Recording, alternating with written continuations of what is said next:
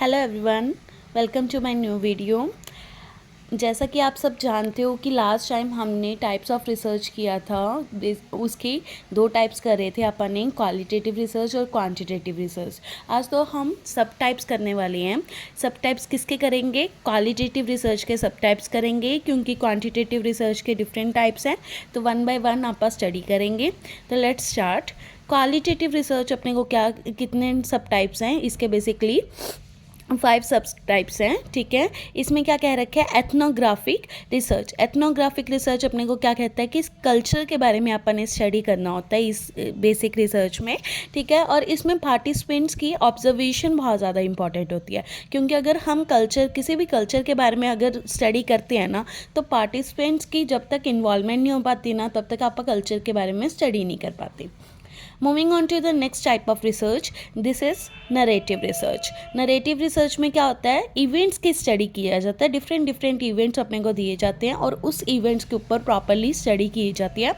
अपने को ये बेसिकली अपने को पता ही है कि इसमें इन डेप्थ स्टडी होती है, तो इवेंट्स की भी यहाँ पे इन डेप्थ स्टडी की जाती है।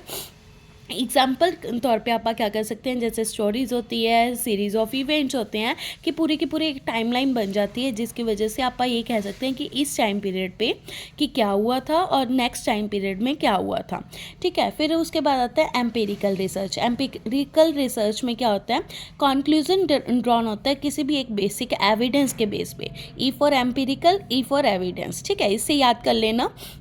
तो अपने को एम्पिरिकल रिसर्च क्या कहती है कि एविडेंस आप अगर अपने को मिल जाते हैं तो उसके बेसिस पे हम कंक्लूजन ड्रॉन करते हैं।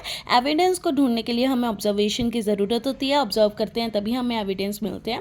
उसके बाद आती है case study research. Case study भी इन डेप्थ स्टडी की जाती है, एक प्रॉपर प्रोजेक्ट के ऊपर बेस्ड होती है ये केस स्टडी। तो करके कहते हैं अगर इन डेप्थ स्टडी करोगे तभी अपने को डाटा मिल पाएगा, कंक्लूजन पे हम आ पाएंगे। उसके बाद क्या आती है?